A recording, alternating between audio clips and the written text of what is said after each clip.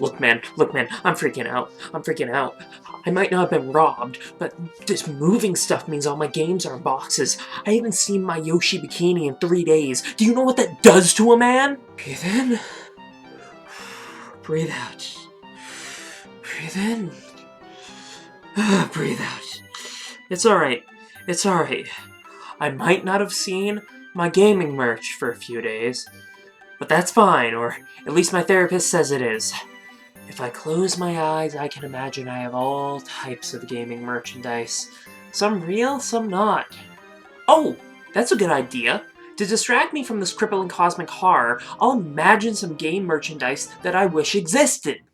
So, gaming merch. There's a lot of it. Almost as long as there have been video games, there have been companies wanting to sell things based off them.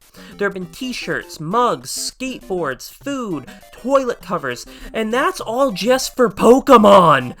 You could live your entire life only using gaming merchandise. There is truly a colossal amount of it. But there's not enough! You see, there's a variety of merchandise that I want, but companies just won't make, because they're cowards! It's easy just to make t-shirts or mugs for games, but doing something more interesting takes time and incurs risk.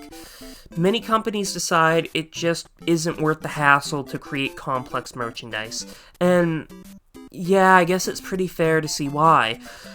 But I don't care. I want them to do it anyway. So here are a few pieces of merch that I don't just want, but I demand to be produced. One thing that you're soon gonna find out is that I am a sucker for props. Be it replica weapons, books, clothing, it's all really cool to me. I mean, it's like you're bringing the game into real life. This first piece of merch is a prop that inspired me to make this whole video, and oh my god, I want it. I need it. Yakuza 0 is a game about the criminal underworld of Japan. It's a serious and often dark title that explores the truth about what it's like to lead life on the other side of the law. It's a game about loss. It's about betrayal. It's about survival. It's about choosing between your dignity and your humanity. But most important, it's a game about racing toy cars! For those of you familiar with the Yakuza series, you should know that it balances its dark main story with lighthearted and often goofy side missions. You might think that these would be a jarring tonal shift, but their inclusion is actually amazing, and they show a side to the characters that we don't get to see in the main story. One of the biggest and best of these is the Super Pocket Racer side quests. These are a series of side missions where Kiryu builds, tests, and races small toy cars. In these quests, you'll be building your car to race around specific tracks. You can't control your car directly, so you have to build and rebuild your car to optimize it for whatever track you're racing on. That is, unless you're me. Then it's Golem Tiger all the way, baby! That's right, I like the starting case so much that I just never bothered to change it, instead compensating using other parts such as motors and gears. By the end of the questline, I was feeling attached to the little guy, so I decided to go online and buy him in real life. And nada. I could not find a single thing.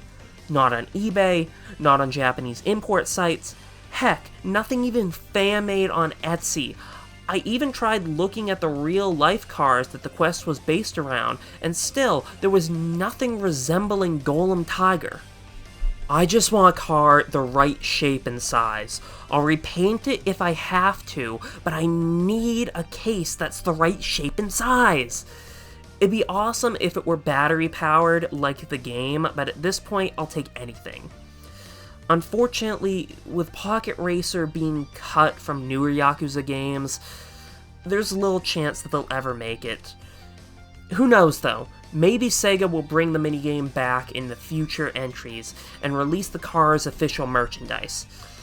Barring that though, maybe I'll just end up making the case myself and jerry-rigging something. That is, if the government ever decides to let me use 3D printers again. There has been one game weapon that I've wanted a reproduction of ever since I was a little kid. The Cooper family cane from the Sly Cooper series. This was Sly's weapon of choice as he robbed the world's most nefarious criminals. It could do everything. Pick pockets, hang on hooks, detonate explosives, plus you could smack people with it. I don't expect or even want a real-life cane that can do half of this.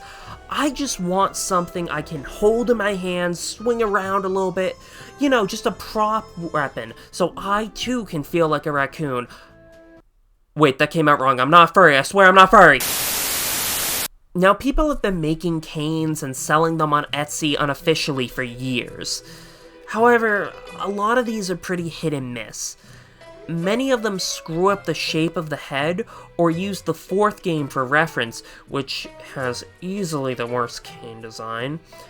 Canes that actually look right are rare, and they can cost hundreds of dollars. Also, side note, why do they always make the head of Sly's cane out of wood, not metal? Yes, I know that in the games his cane is colored yellow, not gold, making it kind of vague what it's made of, but all the gold coins are colored in a similar manner, and no one thinks those are made of wood!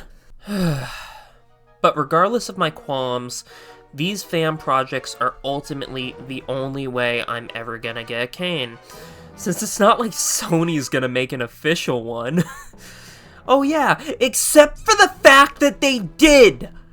Yep, as part of the promotion for Thieves in Time, Sony made an official Sly Cooper cane. Now, this did have some pros and cons though. The shaft was made of high-quality wood. Great. The head was metal. Awesome. It was modeled after the Thieves in Time cane. Regrettable. Oh, and it was never made available to the public. This was the biggest tease. I mean, it exists. You had to spend money to design it. Why wouldn't you at least make it a very limited collector's item? I'm not sure if we'll ever see another Sly Cooper game, let alone a cane released with it. Until then, though, the cane will always be a fantasy. A mythical item I can only see in my dreams. Oh, yeah, by the way, honorable mention, an official copy of the Thievius Raccoonus would also be sick. Get to work, Sony. Kingdom Hearts is probably my favorite game series of all time. Despite the corny dialogue and the often convoluted storyline, the series can suck me in like nothing else. Now, the obvious choice for this slot would be the Keyblade. However, fans have been making and selling quality Keyblades for years, and recently, companies have been getting the license to make them and making high-quality replicas themselves. Sure, these are made of plastic or rubber instead of metal, but I'm fine with that, since, let's be honest, an entirely metal Keyblade would be really heavy.